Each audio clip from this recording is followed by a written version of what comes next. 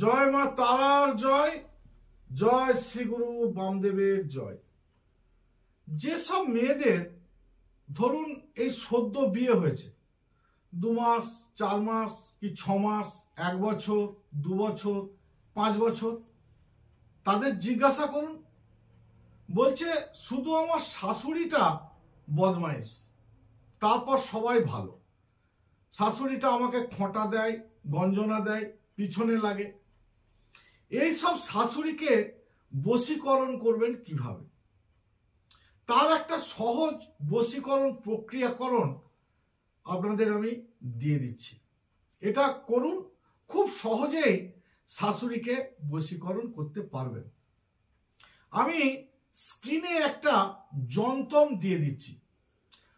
ওইটা করবেন কি, ওই যন্ত্রমটি একটি রুটি তৈরি করবেন। রুটি তৈরি করে লাল কালি দিয়ে রুটির ওপরে ওই যন্ত্রমটি আঁকবেন। একে কোনো কালো কুকুরকে সেই রুটিটি খাওয়াবেন। অতি অবশ্যই আপনার শাশুড়ি আপনার বশীভূত হবে। এটা করে দেখুন। সদ্য বিবাহিত যেসব স্ত্রীরা, যেসব গৃহবধূরা শাশুড়ির থেকে কষ্ট পাচ্ছেন, তারা খুব সহজেই আপনার শাশুড়ির মনোমতো বৌমা হয়ে উঠতে পারবেন।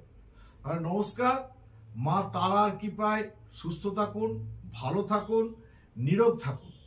আমার ভিডিওটা যদি ভালো লেগে থাকে তাহলে অতি অবশ্যই লাইক করুন, শেয়ার করুন, কমেন্ট করুন।